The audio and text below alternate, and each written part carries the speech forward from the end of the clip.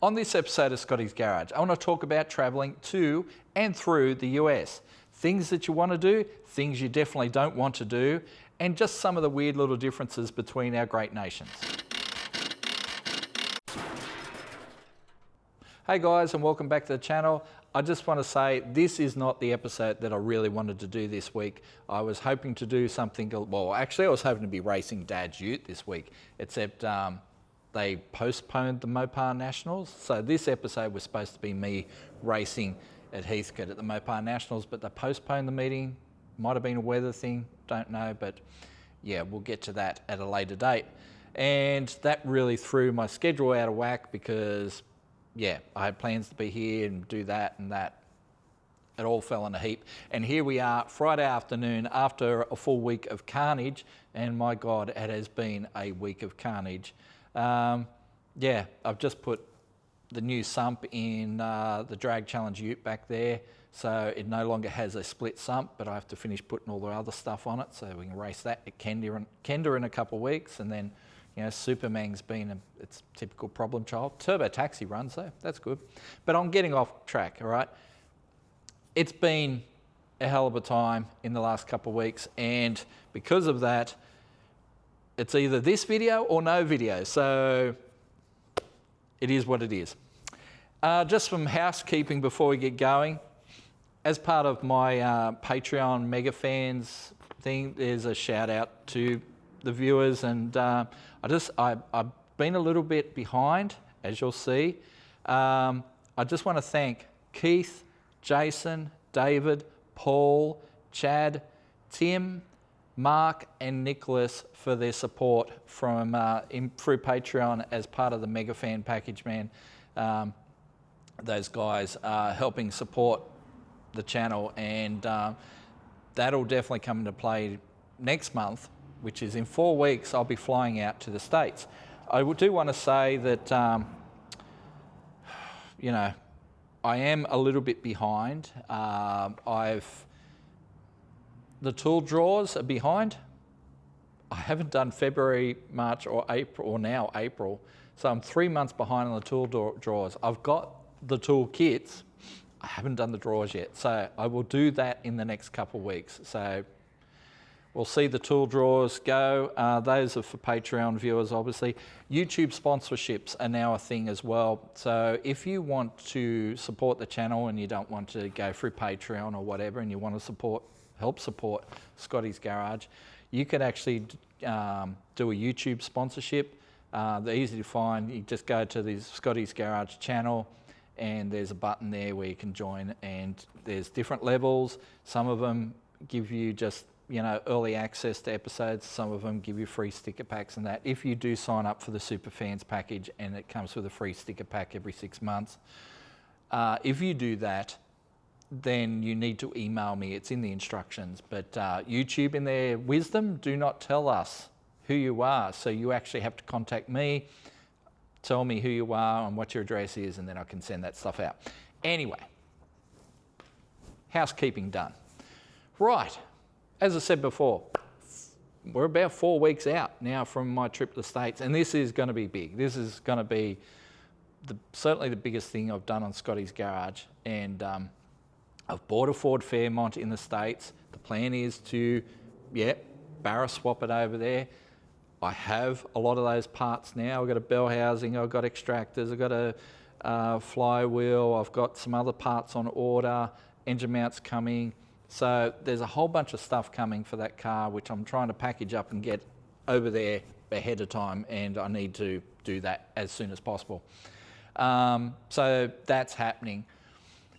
But it's not the first time I've been to the States. I've been to the States 4 times previously for Street Machine. I was lucky enough to get sent over to cover Drag Week from 2015 through to 2018. And that was amazing. I got to say, what did I go over? 2015 was my first year, so I would have been 45. And I tell you what, I just went, why did I wait this long to come to the States? Like, I don't know why it took me so long to do it. I mean, obviously, yeah, work paid for it and all that sort of stuff, but it took me that long in my life to go to the US and see you know, and I mean, I'm your typical 70s child, you know. I grew up with guns and loud cars, V8s and all that sort of stuff. So America seems to be, you know, the playground that I would definitely enjoy, and I definitely did. So yeah, 2015 was the first year. Go over to Drag Week, went and hooked up with our old Street Machine designer over there, Povi Pullinen. He's a young guy, certainly 20 odd years younger than me. Povi is like just one of the young go-getters of our generation, of his generation, I should say. The dude just does not stop, and just a wonderful guy. And so me and him covered Drag Week that first year by ourselves in 2015. And he was lucky enough to be actually born in the US, lived in Australia all his life, but born in the US, so he had dual citizenship. So he'd actually decided to move over there full time. After being designer here at Street Machine for a couple of years, he decided, well, look, if I'm going to do it, I've got to do it now. And he moved to LA, and basically, yeah, he's just been going great guns ever since. But it was good to have someone over there who I wasn't just going in dry and blind and, you know, fly in. I'm like, holy crap, you know, what do I do now? So having Povi there with his US experience was a great thing. And hopefully through this, I can give you guys some of my wisdom, I guess, of just things that I noticed when I flew over. For starters, the trip is about 16 hours. Prepare yourself. Yeah. Don't jump on the plane with just a t-shirt and shorts on. Wear a hoodie, because it gets bloody cold on that trip over. If you're, yeah, you will freeze your ass off in the plane if you're just in a shorts and t-shirt type mode. It gets real cold in that plane. And after 16 hours, I mean, you've got to get up and move around. If you can afford it, go economy X as a minimum, or, you know, premium economy if you can afford it. I can't. Certainly this year on my own dime. What I used to do is when Street Machine buy the tickets, I would try and upgrade to either an exit row seat or economy X, which is a Qantas thing, which gives you a little bit more foot room and just shoulder room and that sort of thing. And yeah, it's definitely the way to go if you can. But yeah, as a minimum, you know, try and get a emergency aisle seat. Although on those big, you know, like the A380s, if you go the emergency row, because there's no bulkhead in front of you, sorry, the TV is built into the armrest of the seat, so it folds up out and comes in front of you. Makes the seat narrower, which is definitely a thing.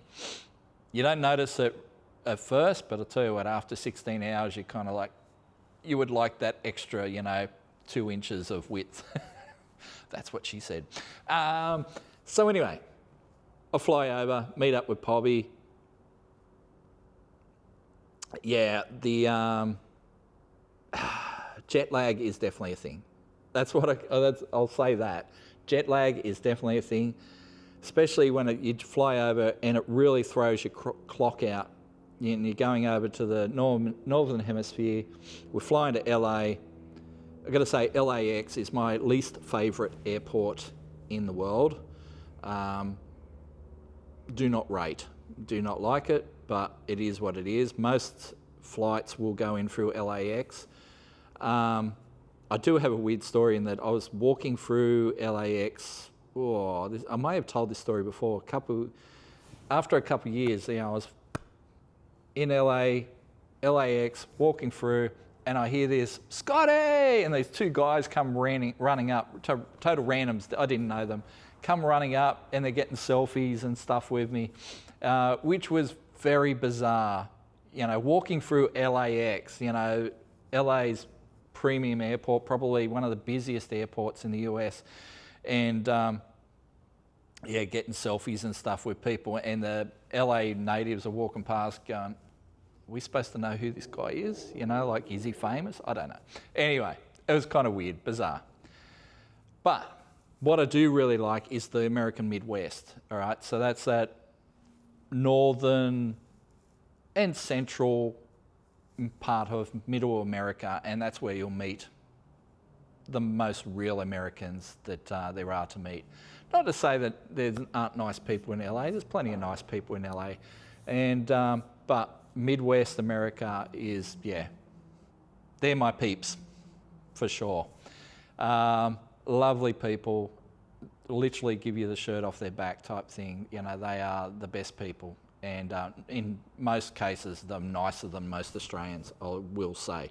That may be controversial, but I'm just saying it now. You will get weird questions. You'll get people asking, like, they'll be talking about your accent. I mean, obviously I'm an Australian. I know I have an Australian accent, but you don't think about that until you go to the States or somewhere like that. I remember the first time I went over, I was in a Walmart. Actually, I think it was my first time in a Walmart. I'd bought some stuff and I was at the counter, and there's a lovely old lady there doing the register. And she must have been 80 years old, which is a weird thing. You think everyone at that age in Australia, they're all retired, but you still will see older Americans still working, mainly because they don't have, some of them don't have the superannuation. They have a 401k thing, which is like super, but yeah, not everyone has it. And so you will have people working well into their late age. But yeah, she was a lovely old lady, and I was just so excited and nervous about being in America and, you know, yeah, doing that. Sorry, someone came and knocked on the door. Where was I? Lovely old lady, that's right. So I'm in my Walmart, might be my first time in Walmart, and first time in the States, and I'm super nervous but excited and just chattering away. And I apologise. I said, sorry if I'm talking a lot, you know, because I'm just really excited to be here. And she was like, honey, I could listen to you all day. And it made me feel really nice and good. But she had lovely, but yeah, they will dig your accent, you know. You'll have a few people try and do a g'day, and invariably it'll be a good day, mate, you know. Yeah, I didn't find many Americans could pull off the old g'day. So, but a lot of them will ask you how long it took to drive to America, because some of them have no idea. Yeah, you will meet plenty of people who have never been outside their state.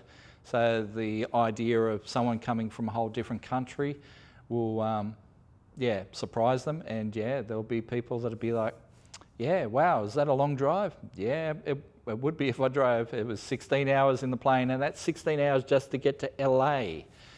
You know, you want to get somewhere else, it's going to cost, you know, extra time and hours to get there.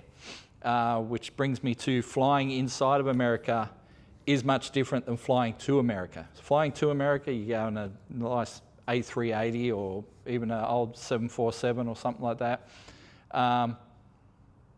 Yeah, that's not too bad. In America, you'll be in some cargo hauler type thing with windows and the seats jammed in, and Americans don't check their luggage. So what invariably happens is they will take the biggest piece of luggage that they could fit, cram all their crap into, but still get up into the overheads. Some of them will hold their luggage the entire trip. Now, I've been told it is quite common for airlines to lose people's luggage over there. I don't know how common it is, but they seem to feel it is pretty common. I obviously never lost anything over there, but yeah, I had some luggage damaged, but not lost. And yeah, they will take it, carry it on, and the whole plane will be jammed full of luggage and people, and, you know, 7 foot tall black guys, obviously basketballer types, you know, with their knees jammed up around their ears because there's no seat room either. But yeah, it's quite an experience flying inside of the US, because like I said, yeah, they don't check their baggage. Plus, apparently it does cost extra money to check your baggage inside the States, and most airlines, especially the economy airlines. it's not something we're really used to. We're just used to having a baggage allotment. You know, you fly within Australia, you know, it's like you can take your bag and it's like 23 kilos or whatever it is of stuff. That's pretty common. Over there, not so common. So yeah, you'll see a lot of people take their baggage on carry-on, and they get kind of pissy about it too. I remember there was a YouTube video I saw about something about carry-on and that, and I made a comment about the fact that Americans carried on all their luggage type thing, and I got shat on by 1,000 people. You know, it was like one of those comments that everyone was just like, you don't understand. They all got very angry. Anyway, so flying inside the States can be a bit of a drama, and it'll take you hours to get to places. America is a big place, you know. So, you know, you fly into LA. LA is way over on the West Coast. If you've got to go over to, say, well, I've flown over to Georgia, you know, for drag week, or St. Louis, places like that. Was Cincinnati? No, the other one. Chicago we've flown to. Places like that. It takes a few hours. So, you know, make sure you have some entertainment. Not everything is, you know, if you're expecting peanuts on your flight, maybe you will, maybe you won't. It is a bit like that sometimes. Stuff that we are accustomed to here in Australia isn't quite, the same deal over there. You know, you may not get food on your flight. You might get a bottle of water or something like that. But over here, it's, you know, it's all tea, coffee, beer. I mean, obviously you pay for your beer or whatever, but over there, it's, you know, it's like the stewardesses are like, just sit down, shut up, leave us alone. So, yeah, it can be a bit like that sometimes. But still, the airports are massive, and I mean, it's starting to become a thing here in Australia where our big airports have each, you know, terminals for separate carriers. It used to be, you know, Melbourne was just one terminal, and it was all the carriers flew out of the one terminal. And now it's, you know, they've got like 4 terminals, and kind of each carrier has its own terminal type deal. And that is very much the thing in the States. You'll go over there and there'll be like, you know, 16 terminals at an airport or something like that, and they're all, you know, different carriers and stuff like that. I love flying in through Dallas, Fort Worth. That's usually the other major destination when flying from Australia. So you either go in through LA or Dallas, Fort Worth. If you have the choice, go in through Dallas. It's definitely the better place. Obviously, Texas. I love Texas. I haven't had a lot of time, been able to spend a lot of time there, but just the airport, Dallas-Fort Worth, is just, it's got a massive monorail that runs in a ring around the entire top of it, and all the terminals run off it, but also there's like a full shopping centre under the whole thing. So you want to get your shopping in, Dallas-Fort Worth. Compared to LAX, has got stuff all shopping in comparison. So yeah, Dallas-Fort Worth's definitely the place to be, and that's where I'm flying in through this year. Yeah, when I saw that was one of my options, like, yep, I'm doing that. And then I'm going to fly up to Minnesota, which will be new for me because I've never been up to Minnesota yet. Michigan, you know, Michigan, Illinois, Ohio, done all those, Georgia, North and South Carolina, Tennessee. There have been quite a few American states, but still, compared to people like Arby's been way more states than I have. And some of the other guys that I know that go to the States quite often, they've been all over. But the list of states is slowly increasing. But as I said, I love the Midwest. The people were just nice and friendly. I love going to Walmart. Like, everyone's like, Walmart? Really? Isn't it just like Kmart? It's like, no. Kmart sucks. Anyone that knows me knows I'm not a big fan of Kmart here in Australia because it is just cheap junk. You know. But Walmart, quality is a big thing. I got socks and undies that I bought back in 2015 that I still have, and they still kick along quite fine. And I will come back with more socks and undies this year, I'll tell you. And it might be like, socks and undies? I got 200 T-shirts. I don't need more T-shirts, but I'll tell you what, socks and undies, yeah, I can always use them. It's a dad thing, I got to say. Everyone's like, oh, you got socks for your birthday. And I was like, you know what? You get me some nice, comfortable socks and some good undies, I'm pretty happy with that. That's fine. But yeah, Walmart has quality stuff. And I always buy like kids T-shirts for my son Alex. And they have so many designs and they're like cheap. Like I'd come back with all these shirts that cost like $4 each, $4 US, but still $4 US each. And they would have killer designs on them and they'd be like, you know, Marvel and DC and all that sort of stuff with great designs and cheap and high quality. And like by the time Alex grows out of these things, they still look like new. You know, so, you know, you're looking for kids' clothes and stuff like that, definitely the place to be, and you'll get good stuff rather than junk. Over here, you buy a T-shirt from Kmart, or it'll be some random shit design, and it'll be so thin that after 4 washes, you might as well add it to the rag pile. So, yeah, Walmart's a cool place to buy stuff and just visit and just, you know, you'll spin out, especially in the Midwest where they do have guns at Walmart and stuff like that, and people freak out about that, especially Australians will freak out about that. I always buy myself a pocket knife when I go to the States. I do check the laws of the various states that I go to, so some knives and, like some states, most states allow you to carry a pocket knife, which is not a thing here in Australia, but most states will allow you to carry a pocket knife, and you can, you know, they're just handy. Like if you've got it, I'm not talking about a self-defense thing. I'm like, knives are the worst self-defense weapon in the world. That's a contact weapon. The guy has to be there with you. Knives are not a good thing for that. However, they are great for opening packages. Have you ever bought, you know, like a new battery for your camera, and then you've got to get the packaging open. The packaging's made out of some unterrible plastic. So yeah, just having a pocket knife for stuff like that. And it has been super handy. Like I remember a drag week, Mike Finnegan's coming up to the line. I think it was one of his first passes in his blasphemy. And there was a tag or something on a fire bottle. There was something was wrong. And we needed a knife. And I'm like, boom, pulled out a pocket knife, cut the thing off that we needed to cut off, closed the door, boom, he made his run. You know, stuff like that. It's just handy having a pocket knife on you, you know. And it's always funny when someone brings out a knife and you go, that's not a knife, this is a knife. Always goes over well.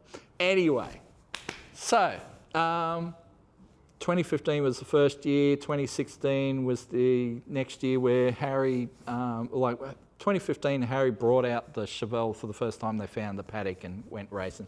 2016 is when they put the turbos on it and went to town, and that was pretty cool. I think I had who did I have with me that year? Nathan Jacobs joined us, so it was me, Povey and Nathan, which brought up a thing. Like, Nathan's a good guy, but he gets very hangry, and when you're at drag week and you're working and under the pump, food, you just eat when you can, you know. So, but, you know, if we didn't stop and get food, he would get very angry very quickly. It's just a millennial thing. But, yeah, where the rest of us would just, you know, we'll get to food when we can. So that was interesting, but it was also interesting that, you know, we'd go to places, and I remember we went to the Daytona, where was it? Dayton, Ohio, we were, and Nathan wanted food, and he's like, oh, I got told there's a pizza place just down here, let's go get pizza.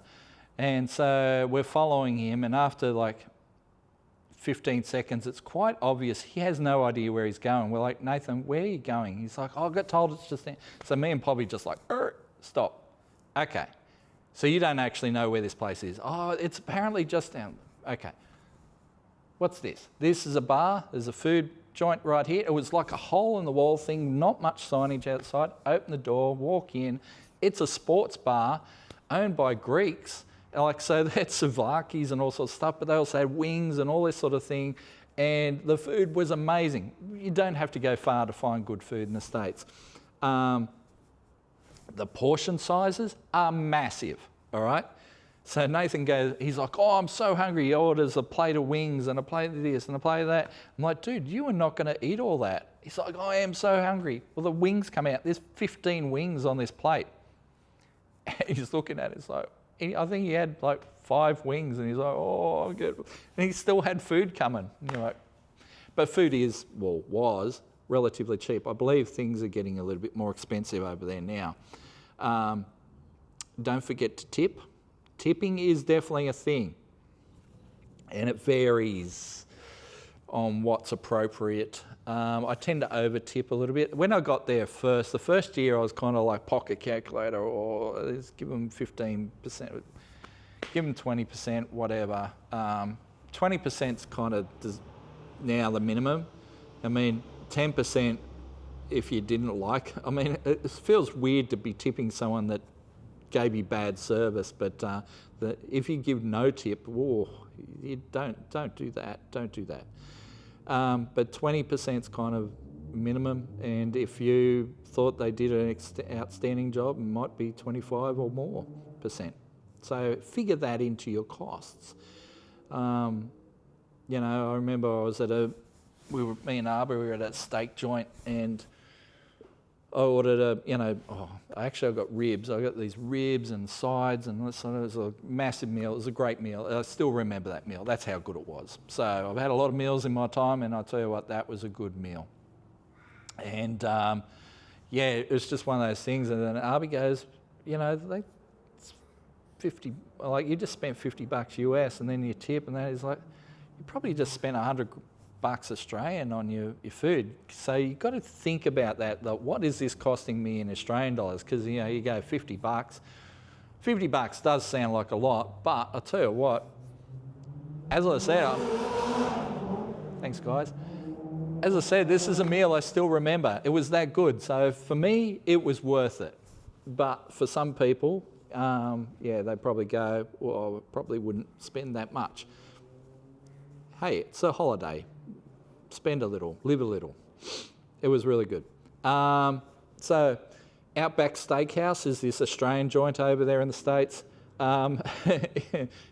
If you're an Australian, don't go to Outback Steakhouse. You will be disappointed and horrified at what they think Australians eat. The bloomin' onion is their signature thing. It's this onion that they slice into this thing and expand out and deep fried, and you're just like, what is this? The blooming onion is just like, it's one of these things that someone told Americans, Australians eat this. No one eats that. No one eats that.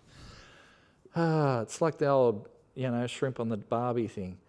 But anyway, if you're an Australian, steer away from Outback Steakhouse. Go to like Texan joints, steak joints or whatever, barbecue ribs, whatever. There's so many great food options over there. Margaritas are a big thing. Everyone seems to like I must admit, my first margarita was in the States, and I've got to say, okay, I get it. Yeah, you get a good margarita. It's pretty good, and they're massive. Some of them are massive. I think I've got some photos. I'll try and sling some photos into this, and some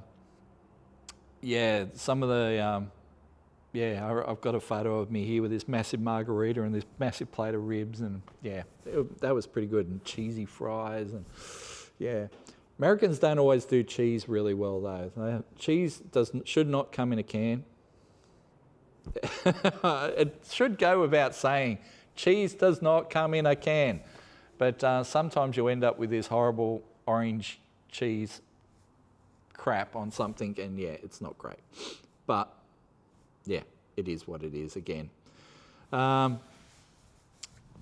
There's so many food options over there that are just, you can eat in a different chain restaurant every day while you're in the States, and you will not have the same thing twice. It's pretty amazing how many chains they've got over there. They've got stuff over there that we have never heard of, you know, and some of the food is, like I said, pretty amazing. I always like going to a gun range over there. Not everyone's going to get that. I get it. But it's kind of my thing. I always go over, and I love going to gun ranges in the Midwest because it's not like Vegas. You go to a range in Vegas, and you got a guy standing behind you, and he's holding your shoulder and stuff like that, and you know. But over in the Midwest, I'd have a conversation about them, show that I knew what I was talking about, and you know, even show them my Australian, you know, firearms license, and they'd be like, "Cool, all right. What do you want to shoot?" You'd be like, "Oh, yep, that," and they'd be like, "Hand you that, hand you some bullets, like, and some ear protection, eye protection." They're like, through that door, put your ear protection on, have fun, just like that. And I love that. I love that people trust you to be an adult. Anyway, toilets. I know this is getting a weird conversation. Yes, they go backwards compared to us, but the big difference between toilets in the States versus toilets in Australia is that a toilet in the US will be basically full of water. So in Australia, you know, your water's down the bottom of the bowl, like right down the bottom. You know, you do your business, wipe your bum, flush it away. It's all gone. Try that in the States and you will block the toilet. Ask me how I know. Did it multiple times. So you kind of got to wipe as you go. Wipe and flush as you go. So do your business, flush, wipe, flush, and just keep going like that. Otherwise, you will clog their shitter. And I'll tell you what, that becomes a very awkward conversation at a gas station bathroom where, you know, you just shout out your cheese chili fries and some guy's waiting to go to the toilet and you come out and you go, "Sorry, dude, it's blocked." And like, it becomes a very uncomfortable look. So anyway, yeah, just be aware that is a thing.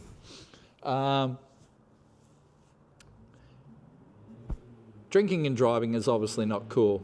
And Americans take a very dim view of it, as they should, but it extends to open containers in the car. So if you've got an open alcohol container in the car and they pull you over, you could be going to jail. It's quite likely that you'll go to jail, all right? Yeah, that's definitely a thing.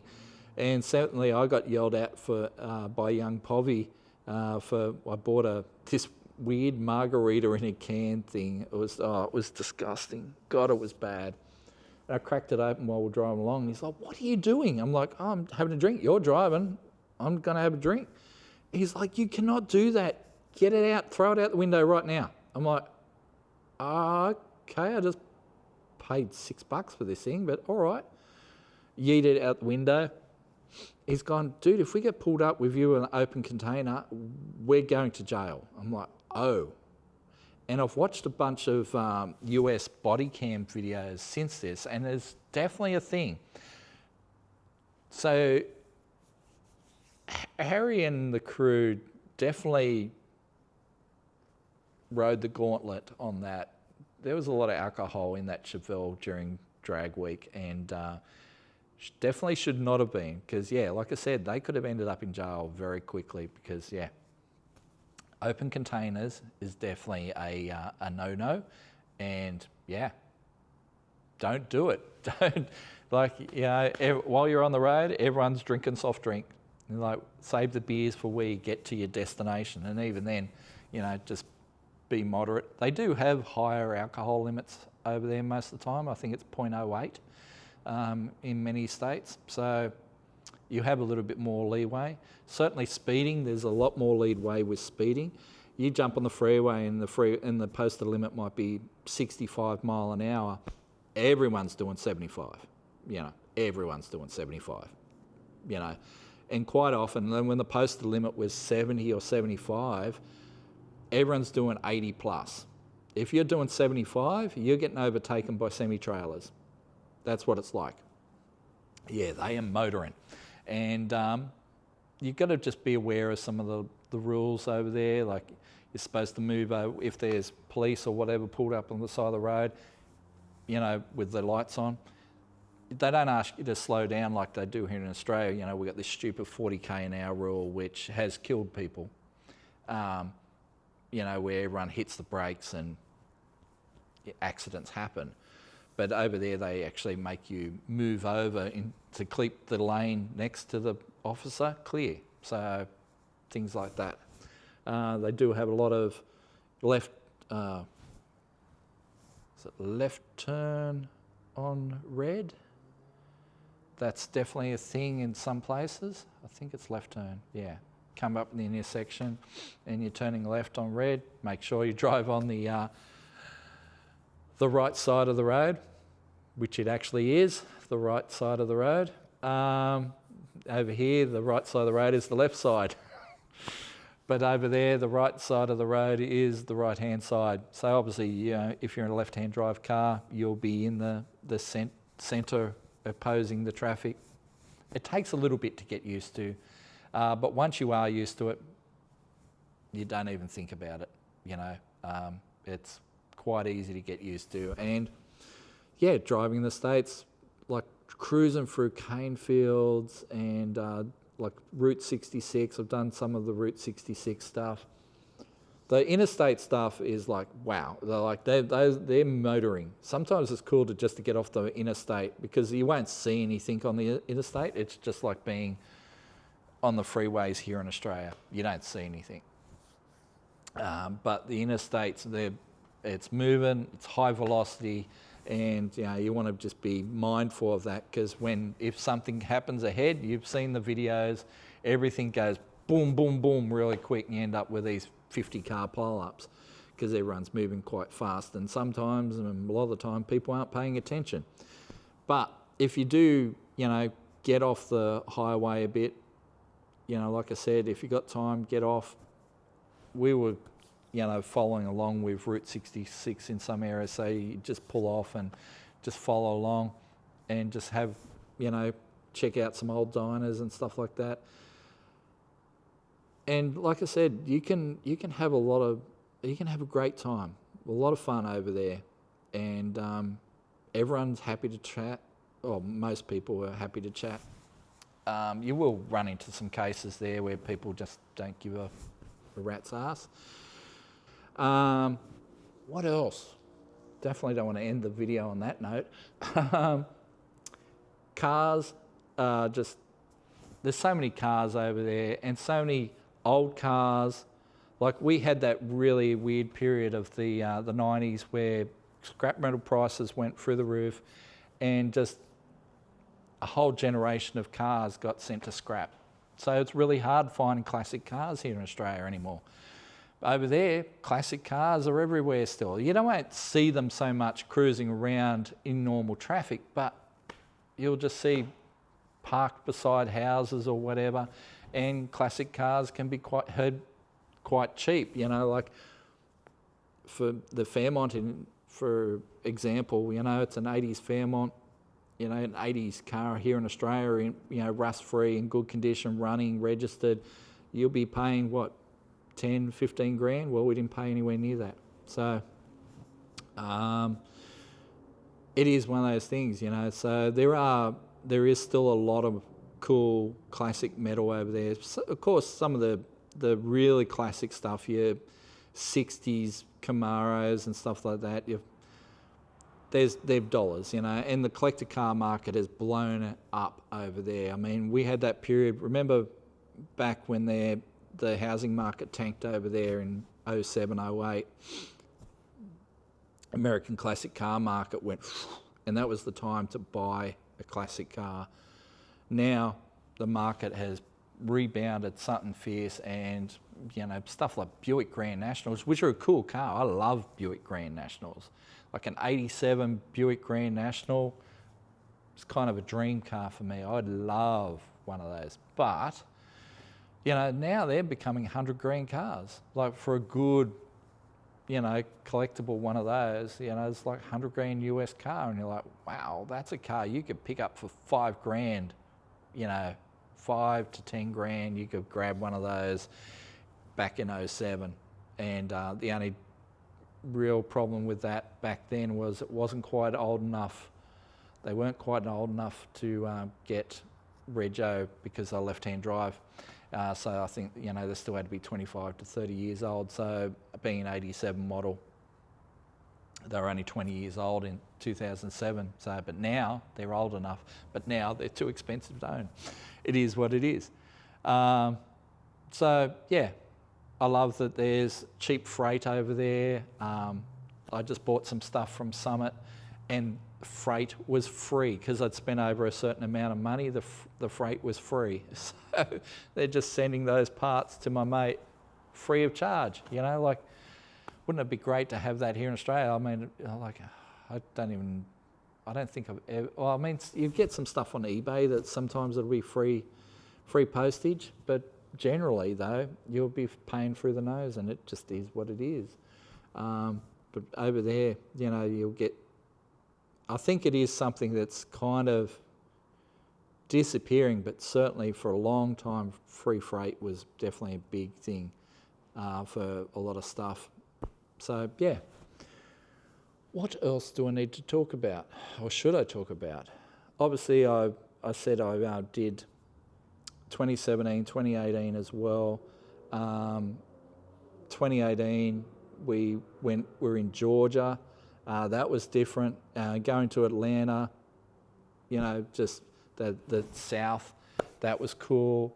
It was interesting, you know, I went to the Coca-Cola Museum in Atlanta, and I had a pocket knife with me, and I'm like, and they got bloody metal detectors. I'm like, oh shit, I got my pocket knife. And I bought a really nice pocket knife this year.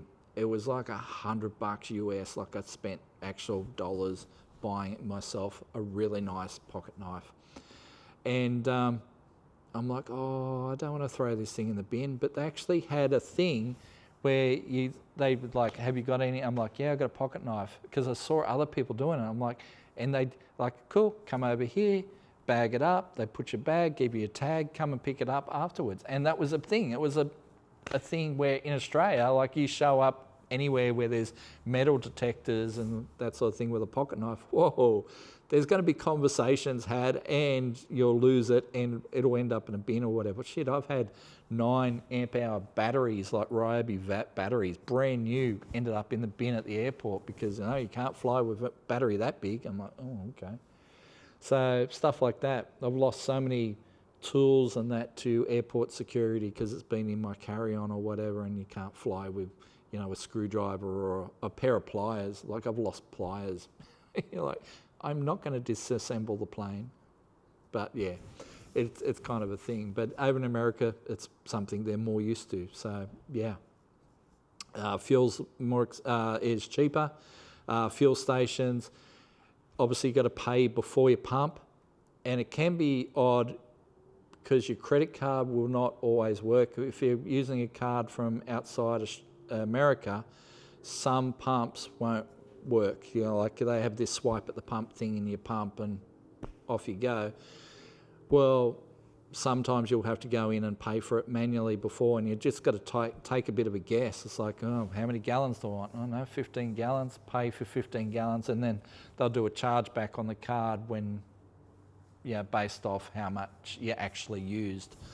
So that can be a bit awkward, but it's definitely a lot cheaper for fuel over there than it is here in Australia. So it's not quite, you know. And, you know, cars over there, you'll hire cars, you know, you'll hire make sure you get a decent hire car. If you go over there and you get a hire car, make sure you get a decent hire car. The first year we had this crappy little, like a RAV4 type deal, and it was, yeah. And then after that we went, okay.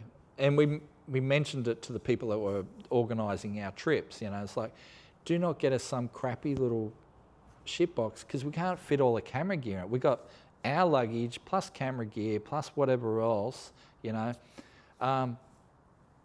get us something a bit bigger. So, you know, later on we'd end up with Ford Explorers and Chevy Suburbans and stuff like that. Suburbans are awesome. The big, especially the XL Suburban, they're massive, you know. Just we ended up saving Arby one year when he launched the motor in Paul 440, and we had enough room where there was 4 of us with all our luggage, because that year it was like me, Povey, Luke Newhoff and Matt Reiki, and so there was 4 of us, and then Arby lunches his motor, so we ended up picking up Arby and Steve Riemann and taking them back to Georgia, and you know, that was, yeah, it was something we could totally do because we had the Suburban, we had room for all our gear and 6 blokes, so yeah, it was a little bit uncomfortable with 6 blokes, but yeah. I love that they got these big cars, and we're starting to see these big cars here in Australia, you know, with the F-Trucks and the big Chevys and Rams and stuff like that, and I dig them. I mean, our roads, and not so much roads, but our car parks are definitely not made for them. Over there, you'll go to places and the car parks will be massive and the car spaces will be massive because they have these big pickup trucks and stuff like that, and they have to cater for them. So if you do go over there and you go to... make sure you check out a Bass Pro Shop or a Cabela's. They are these, think BCF on steroids, with guns and knives and archery as well. So not just, you know, your camping and fishing stuff, but think, you know, yeah, hunting, camping, boating. You can buy boats, you can buy all-terrain vehicles, all that sort of stuff, and then the dioramas they have inside with the stuffed animals and that. And I don't care if you don't like hunting or whatever, but just the dioramas they have with the animals and stuff are just amazing, and the decor, and you just, you know, you check it out, and it's just amazing places. So I really enjoy doing that, but yeah, definitely Walmart. Definitely a Cabela's or a Bass Pro, definitely a Texas Steakhouse or something like that. And then there's so many food joints that I just couldn't even name them all. I just couldn't believe the first year we went to, oh God, it was Steak and Shake or something. I wouldn't do it again. Well, it was probably one of my least favourite of the places over there, but it was like, me and Povey had burgers and shakes and like a table full of food, and it cost us, with tip, $16 US, something like that. It was just like we got our fill of food, and you know, it cost us stuff all. So, and we still managed to tip the waitress a reasonable tip, you know. So yeah, America's a great place. A lot of fun. I'm going to have a lot of fun going over there. We're going to do this Fairmont thing. Hopefully all the parts get there and we can do it. If it doesn't, if the parts, something goes wrong, we may just have to be doing some cool road trip stuff with the Fairmont and following along with Six Summer. Yeah, that definitely could be a thing. Or, dare I say it, if things really go pear-shaped and I get the opportunity, I could always buy a cheap Fox body Mustang convertible or something and rip all the guts out of that, like rip the 5 litre out of it and stick it in the Fairmont, something like that. Who knows? It could happen. Fox body convertibles are actually cheap over there. Fox body Mustangs are still kind of expensive because people race them. The convertibles are harder to race because you need to do all this extra stuff to race a convertible, so the convertibles can be quite cheap. So we can find one with a good driveline in it. Yeah, I mean, you could probably find one for $1,000, $1,500 and take the 5.0 and all the driveline out of it and stick it in the Fairmont. So that could even be a thing. I don't know. I'm thinking ahead. I'm just trying to prepare for all eventualities over there, because I definitely want to do the Barra thing. I want to do the Barra thing, but I'm also concerned that I may not have all the bits. So we'll see. I'm working my butt off. I've got 4 weeks to go, and I've been preparing and I've been doing a lot of stuff, and we're just trying to make it happen. But yeah, so America. I hope I've given you some stuff. I feel like I've left so much out. I have left so much out. But yeah, if you've never been, you've got to go. But only do LA if you're going to do your Disneyland and Universal and stuff like that. Peterson Museum, stuff like that. That's what you would go to LA for. To check out, you know, if you're a car guy, you've got to check out the Peterson Museum. You know, your missus will definitely want to do Disneyland or Universal Studios, something like that. But, you know, other than that, run far, run fast, go east. You know, I haven't done Vegas yet. I will want to check out Vegas one day, but you know, it's kind of, I don't think it's really my world either. But once you get over to Illinois and Michigan, Ohio, any of those, the Midwest, and even the South. The South, I thought the South was pretty amazing too. When we went to, you know, Georgia, North, South Carolina, then we started going north into Tennessee and stuff like that. But just amazing. Tennessee is beautiful. Tennessee is probably one of my favourite states over there, and at the moment, just beautiful scenery, beautiful. Georgia gets hot and humid, and it's nice, but there's nothing particularly amazing about it. And then you got North and South Carolina over on the coast, and you know, so again, there's the humidity with a lot of NASCAR tracks, some amazing tracks over there. Yeah, that was pretty cool. But Tennessee, the scenery, yeah, amazing. Anyway, I think I've rambled on quite a bit. I hope I can populate this with some photos and stuff like that. And yeah, but I am really looking forward to this trip. You may have noticed, I am really, it's been a while. It's been a while since I've been away. I definitely want to get over there and just the drag and drive events over there. You know, I'm a drag and drive fan. I mean, I've come up with Drag Challenge. Drag Challenge was my baby. But over there, you know, you got Drag Week and all the 6 summer events. But there's like 30 drag and drive events over there. I wish, you know, I would love to be able to just go and do them all. That would be amazing, I think. That'd be a lot of fun. Yeah, that would be my bucket list, would be just do drag and drive events for the rest of my life. If, you know, if I ever won lotto, there would be signs. Yeah, there would definitely be signs. Yeah, Scotty would be just living his best life, you know, 6 months of the year in the States doing drag and drive, and then 6 months of this year here in Australia. Yeah, that would be the dream, I think. But anyway, all right. I think I've talked enough. Sorry that this isn't the most dynamic of videos that you were probably wanting. I hope I've entertained you enough, but yeah. This is going to be a bucket list thing for me, to actually own a car in the States to do this with and have fun. And again, I have to thank my mate Brian for just enabling me to do this, you know. So yeah, it's going to be cool. Like I said, never been to Minnesota. Thankfully, it will be summer, so there will be no snow on the ground at that time of the year. That'll be cool. And then Brian's mate Darren, with his workshop, Lankster's Customs. I believe that's where we're going to be doing the work on the car. So yeah, look him up on Facebook. He does amazing hot rods.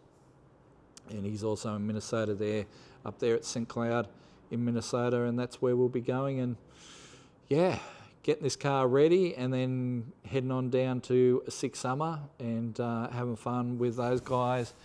And I'm looking forward to seeing some some people haven't seen since 2018. So it's going to be cool. It's going to be fun. And you're going to see it all on future episodes of Scotty's Garage.